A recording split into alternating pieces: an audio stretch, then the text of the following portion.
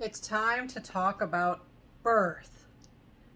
There's so much that I love to talk about on this topic, but I got to keep it basic so I can have a nice contained video on it.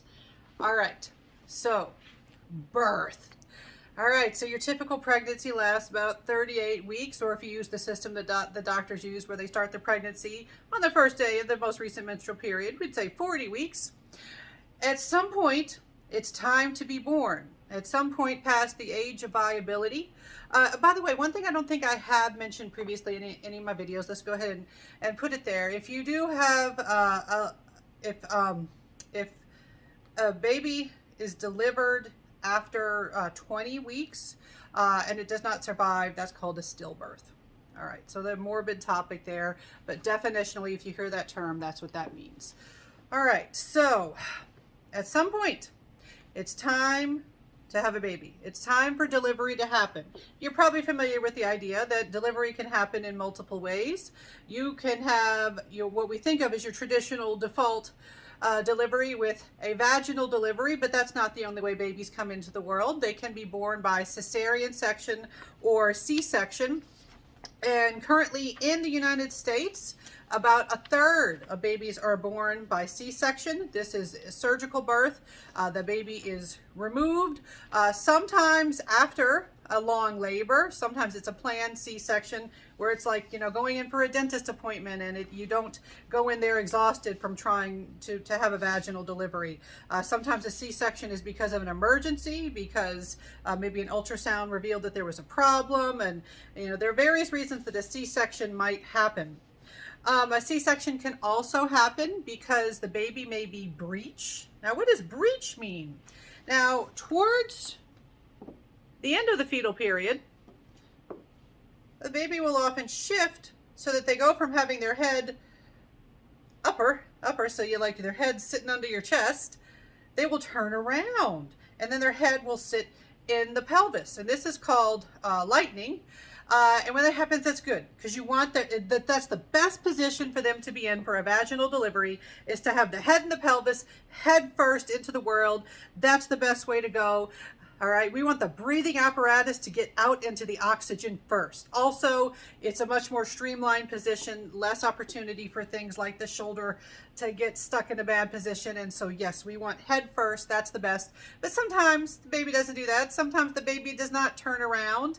And so a breech delivery is when they are set to come butt first or feet first, and that is dangerous. Not only can they get stuck, but the breathing apparatus is coming out last. In the olden days, all right, or at least people in my I know people in my generation of Gen X who were delivered with a breech birth, and their parents was allowed to have a vaginal delivery, but that's very risky. And so, because it is risky nowadays, a lot of times if we see that the baby is breech, they'll say, you know what, we have to do a cesarean to prevent those problems. You might have heard that if a baby is breech, you can turn them, but that's risky and it's not recommended. You might have heard that you can do things like shine a flashlight on the belly to try to get them to turn around, or you can do yoga poses. Yeah, there's a lot of pseudoscience on the internet that you can find. All right, so typically C-section, breech, flip it around. Breech typically means C-section. C-section can happen for a variety of reasons. It is usually safe for the person who is delivering, the parent, and for the baby. It saves lives, especially, one thing I also haven't mentioned, sometimes the head is too large for the pelvis. Very petite individuals, sometimes they have to have a C-section just because they are skinny or they have a small pelvis. All right. When a baby is born by a C-section, they don't get fluid squeezed out of their lungs like with a vaginal delivery, so they do have to suction that out. They also have rounder heads when they are born, because they don't go through the process of going through the birth canal. All right, now let's talk about your vaginal delivery. I'm getting my notes mixed up here. Here we go. Okay, vaginal delivery. How does that begin? How does one know that they are about to deliver a baby? Well, there are more than one thing that can tell you that's about to happen. One thing that can happen involves something called a mucus plug. That sounds awesome, right? All right, so we mentioned the cervix previously. All right, if you don't remember, or maybe I didn't mention it, or it's all running together. The cervix is a small opening between the vagina and the uterus. During pregnancy, it forms this plug. So, you want to keep everything in there. One thing that can go badly during pregnancy and lead to things like stillbirth is a failure of that system, where the cervix can open too early, or the plug doesn't keep things closed. So that can be an issue. So as you get closer to due date, get later in the pregnancy, sometimes the mucus plug will dislodge, and sometimes you can have a pinkish discharge called a bloody show. And so for some people, that's that first sign. And then they call, if the doctor's been informing them of things that can happen, they call their doctor, and the doctor's like, oh, okay, come on, let's get you checked out, because once that mucus plug comes out, that means soon. Delivery will be happening soon.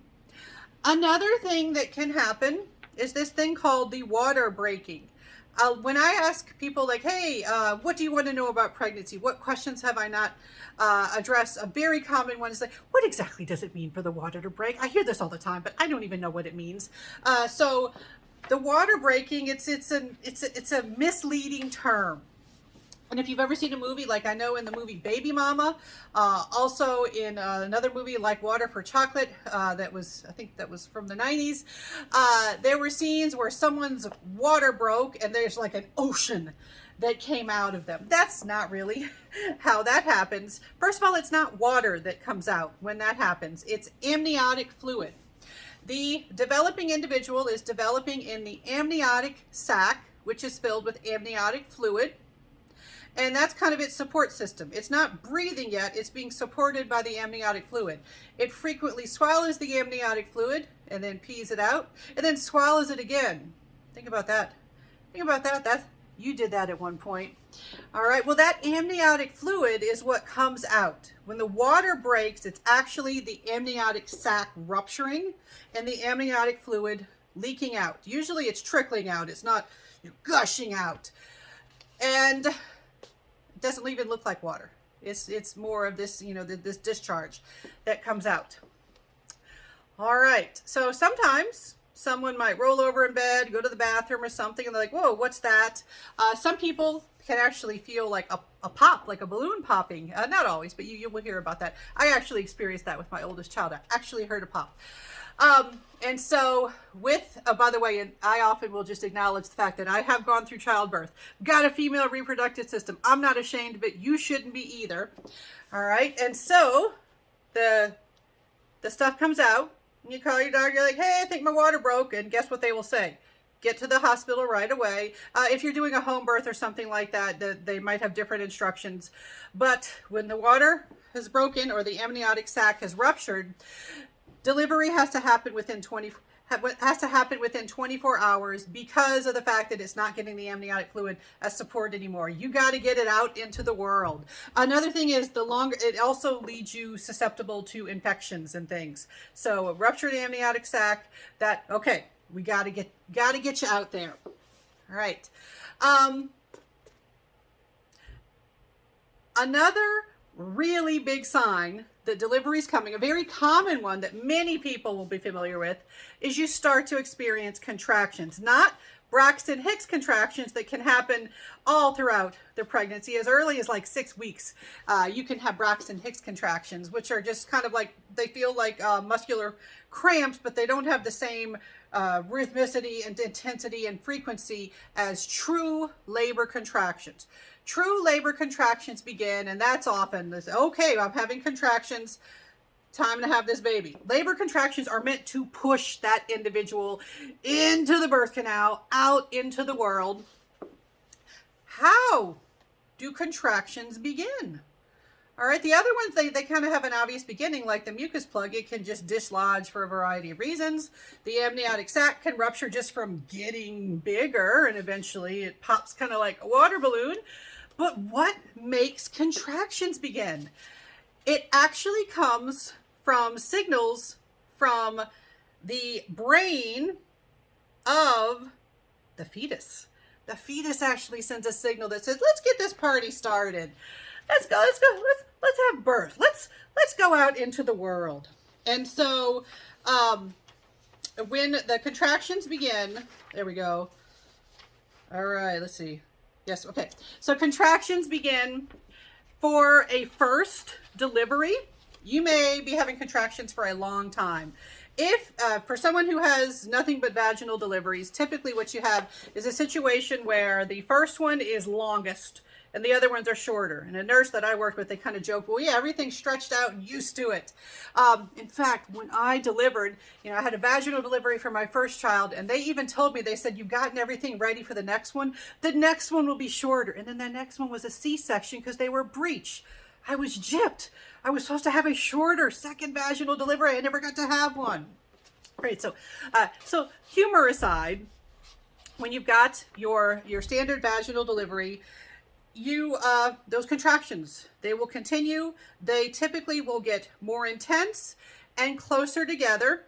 And if you're in a medical facility, they're going to be monitoring a variety of things. Not just are they going to be monitoring the contractions, they're going to be checking your heart, your blood pressure periodically. They can set up monitors so they can get the fetal heart rate and make sure everything seems okay. And they are going to monitor the cervix. The cervix starts off as a tiny little opening. It needs to dilate. It needs to expand.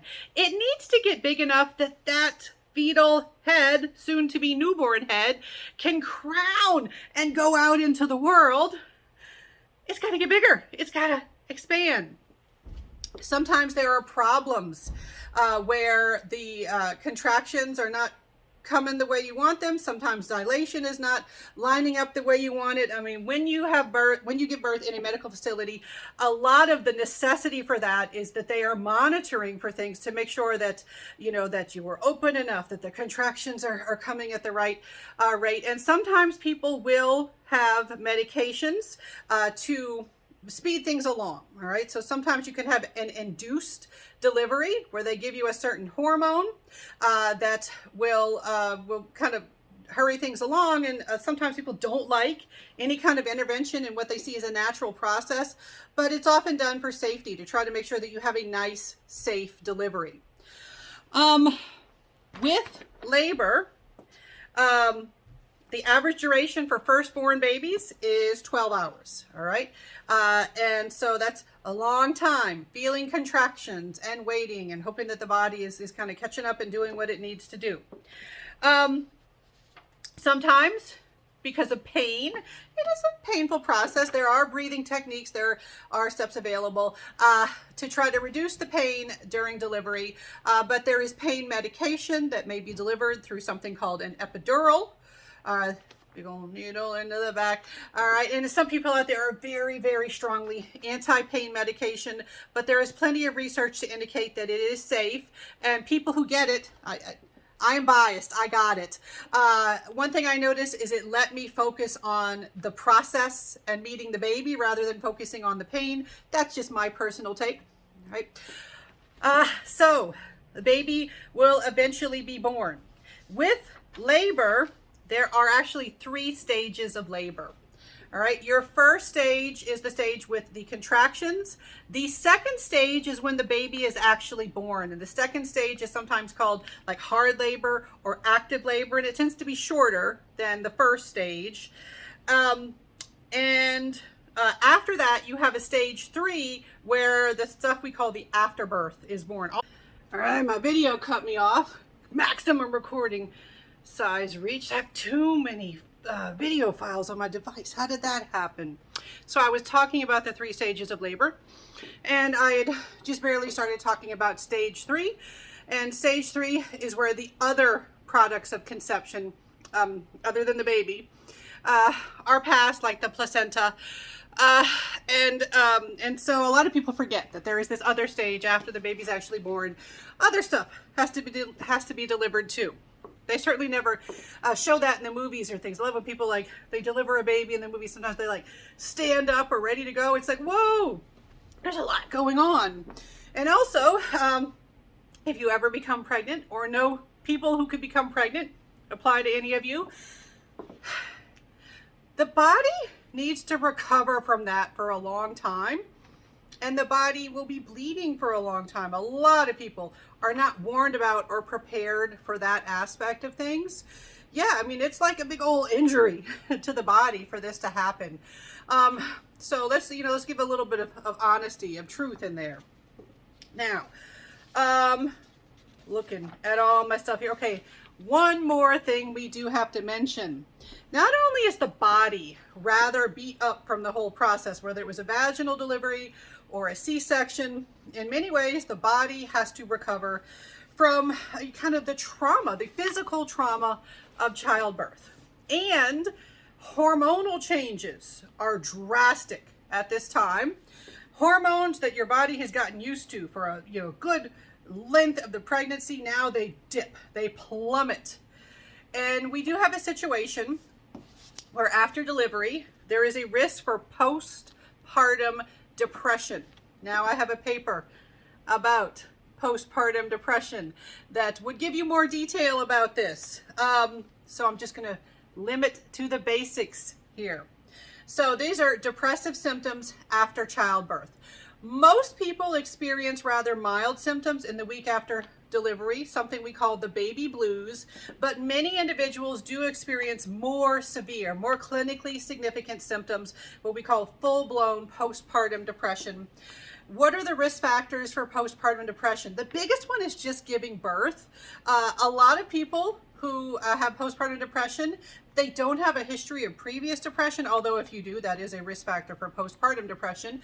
A lot of people have their first episode of clinically significant depression after giving birth. The birth process itself, giving birth and often raising that child that results from giving birth, it is a stressful experience. And physically and mentally, emotionally, situationally, it is a huge transition. And so a lot of people kind of don't talk about this, or there's a lot of shame and stigma because you're just supposed to be happy. You're supposed to be glowing. You're a mom now. You're a parent now. And when people do experience this very normal phenomenon, they often feel shame and they don't seek help and they don't tell people, and people don't know how to help them. But this is a very real thing. This is the sort of thing you should tell people about. You should tell your medical professionals about. You might need counseling. You might need support to get through this. And fathers can also have postpartum depression. They don't go through the physical trauma of the birth, but fathers and co-parents and same-sex couples, we have evidence for postpartum depression just from the huge transition of taking on that child care role. And so we do have evidence for sadness and inadequacy felt by 8 to 15% of new mothers in the days and weeks after giving birth. I have seen numbers that are even higher in some studies, but that number, at least that many that experience this. We do see that social support seems to be a huge factor. Those with more social support seem to do better, but even some people with high degrees of social support still struggle with postpartum depression.